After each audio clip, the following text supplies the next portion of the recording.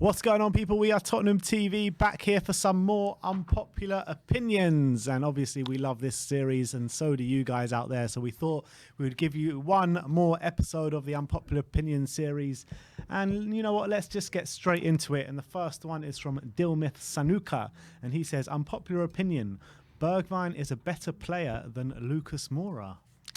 I still think Lucas is a better player at the moment than Bergwijn. I think Bergwijn recently has been probably playing better than Lucas, but I still think when it comes to close control, dribbling, Lucas is far better. Decision making, they're probably about the same. Shooting, probably, I think I still probably prefer Lucas, to be honest. I think he's probably still a better finisher, but Bergwijn might be a bit more of a consistent finisher. I don't know. The way I look at it is, I think when you're looking at players right here, right now, I think Lucas is a better player, but I do feel like Bergwijn has a bigger ceiling than Lucas. Obviously, there's big age difference there with Lucas getting on a bit and Bergwijn at the other end of his career. So I think that when you're looking at both players, I think I would prefer Bergwijn, obviously, for the long term. But I think right here, right now, Lucas is a better player. But I think if Bergwijn really works hard, he can be a better player than Lucas. And I think his output in terms of goals and assists can be a lot higher than Lucas is at his age. I agree with that. I don't think Bergwijn, it's difficult to see Bergwijn ever getting to the level of Lucas in terms of dribbling, though, and stuff like that. Yeah.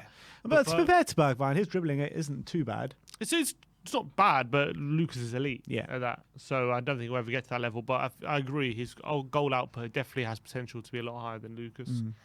All right, let's go on to the next one.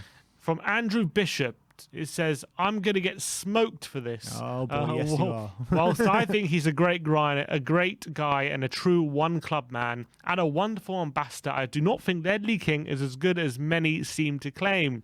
He was a good centre-back, but the best we've had even in the last 10 years, not in my opinion. Have you not heard the song, mate?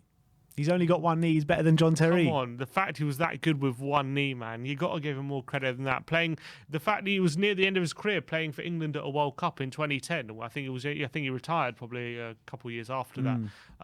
Shows how even after years of playing one knee, he was still so highly thought of by everyone.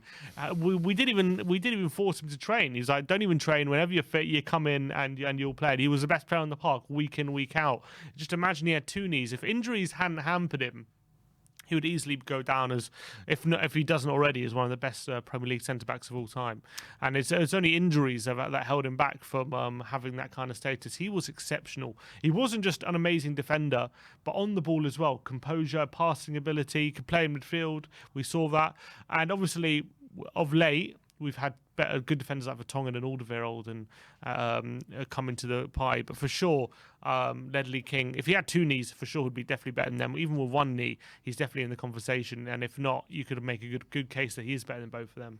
Yeah, and obviously Toby and Anne are in a much better team than Ledley King was Put King as well. in that team, imagine. I think Ledley King's better than Toby and Jan. That's my opinion. And I think when you saw Ledley King in the team, whenever he played with Dawson, it made Dawson look like a much better player than he was. And you saw whenever Dawson wasn't playing with Ledley King, he never performed nowhere near as well.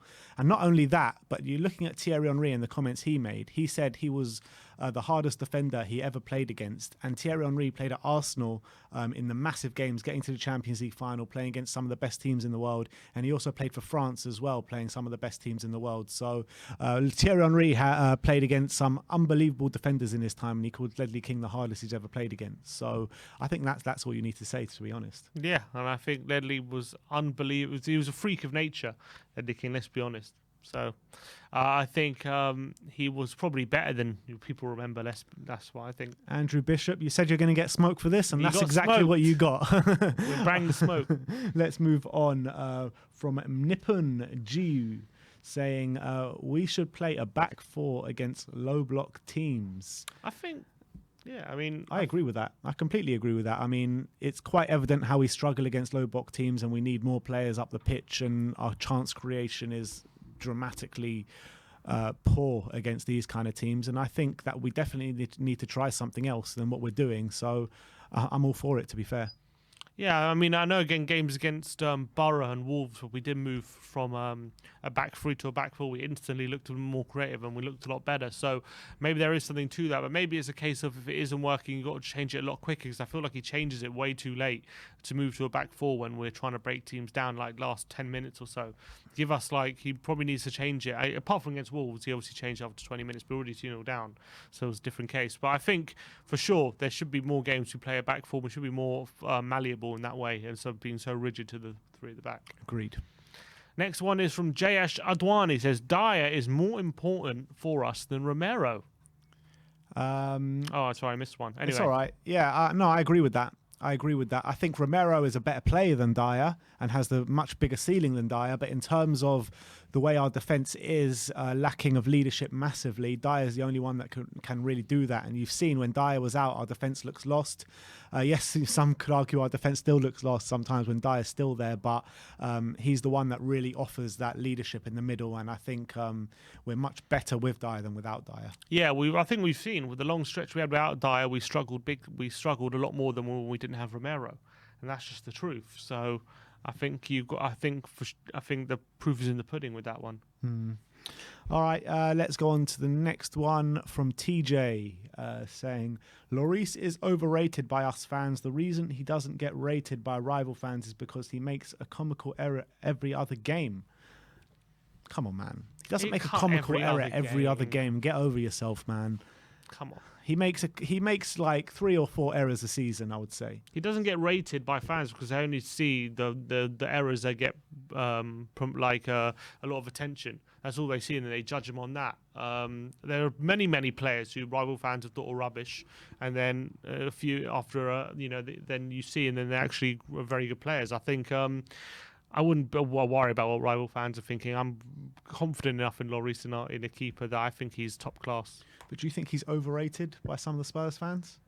No, I don't. I think he's underrated, if anything. Yeah, I agree with that. I agree. I rate Hugo Lloris massively. I really do. I think he's a top quality keeper.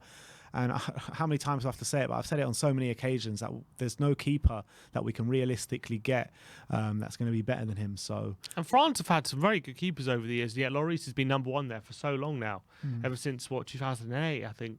Yeah, and he's now captain.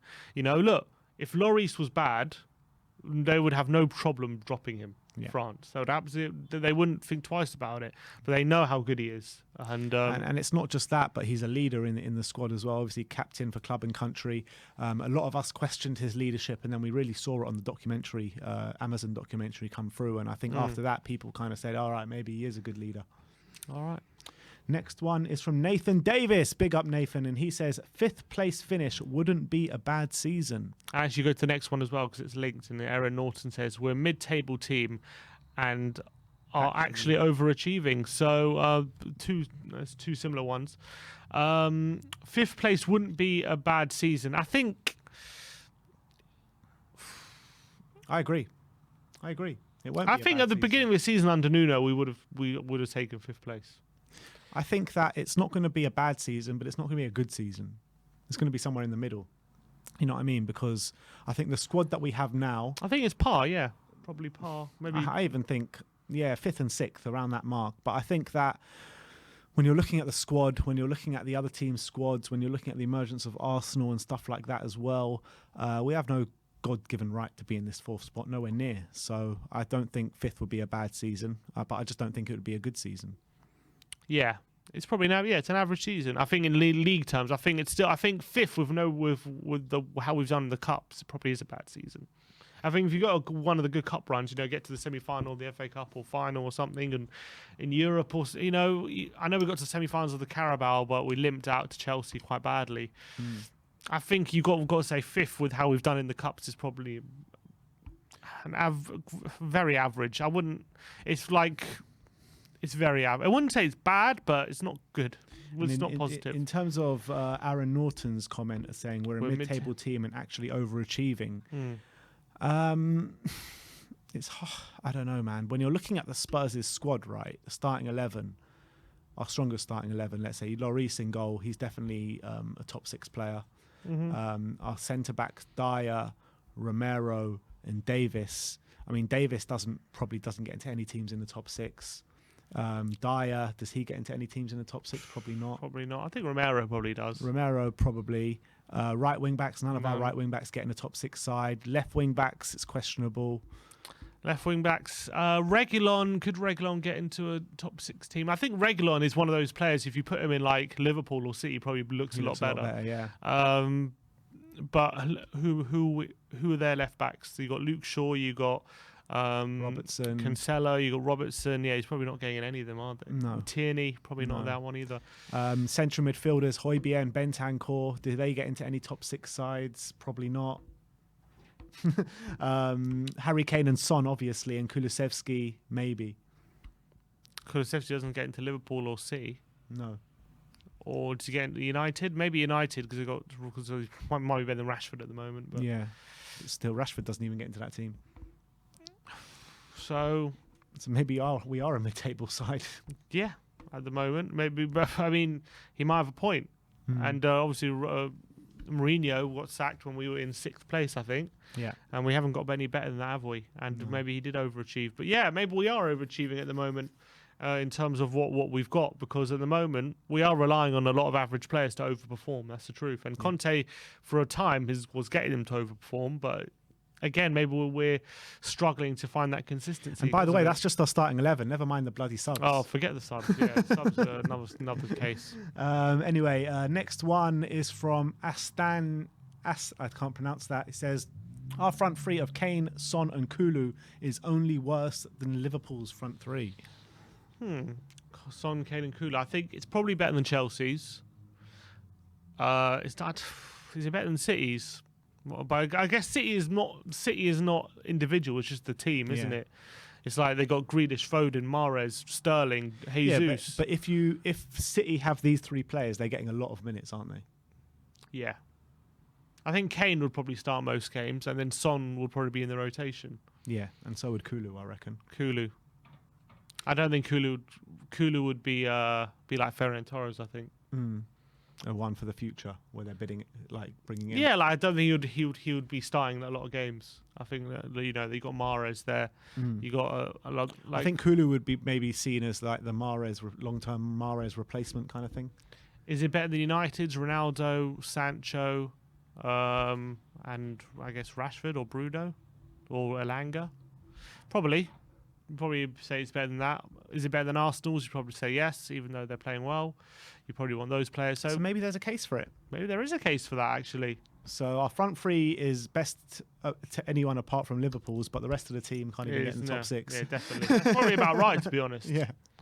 All right, let's move on to the next one. Dom Bele says Winks is worse off the ball than Ndombele. I think that's a good case for that. You know what? Fair. Yeah, I think I might. The thing is, Winks tries harder off the ball than Ndombele, but it doesn't mean he gets any closer to the opposition, you know what I mean? Yeah. He still probably makes the same amount of tackles and whatever. Like, it depends what you mean by words. I think ability-wise, Ndombele is probably... Because when Ndombele tried, he was actually pretty good off the ball. Like, when he puts a shift in. It's just about him getting him to apply himself. Winks is like, he can try. He tries every time. Winks. I don't think Winks is going out on the pitch and not trying. But he just can't get near. Yeah, he's just not good enough. That's the thing. Yeah, I'd agree with that. What's the next one? Stuart Wheeler. I would rather Enoch sold to Abramovich. Well, you'd rather we get sanctioned. Is that what you're saying? So yeah, exactly. You don't have no. Imagine us with sanctions. It would be the same transfer window, wouldn't it? That tweet. Yeah. That tweet was the best thing in the world. I can't remember who it was from, but the tweet was. Let me try find it because it was so bloody funny. Talking about Joe Lewis and the sanctions. Yeah. Let me try find it. Just give me 1 second and I'll find it in a sec. Do you know where to go? Yeah. 1 second, guys. Oh, there's bloody a lot of images in this group chat. There's a lot of images. Here we go. Oh, no, that's not it. Thought we had it. All right. I can't find it. All right, whatever. But I think I know what you're talking about. It's like Chelsea are going to have to go looking in the near future with no trophies and no money to spend. And it's like, who's been sanctioning Tottenham for the last 10 years, 20 years? It was like, I think it was like Joe Lewis. Joe Lewis wants to get sanctions imposed upon Tottenham because he's like jealous of looking at Chelsea, seeing how they can run a club with no money at all being put in whatsoever. Yeah, just about. Anyway, let's move on. Samuel Sancho Williams. Harry Winks is better than Victor Wanyama. Come off it. What are you No, smoking? he's probably better than Victor Wanyama now. Yeah, Maybe. now. Maybe. What are you smoking, though? What are you Nah, smoking? come on. Harry Winks is better than Victor Wanyama. Yeah, right. Have a day off, man. Seriously. And I want to do one more. It was just, if you scroll up a bit, it's from this guy called C.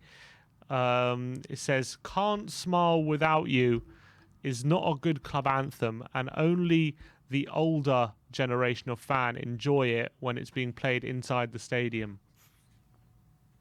Are we older generation of fans? Apparently so. Well, we are.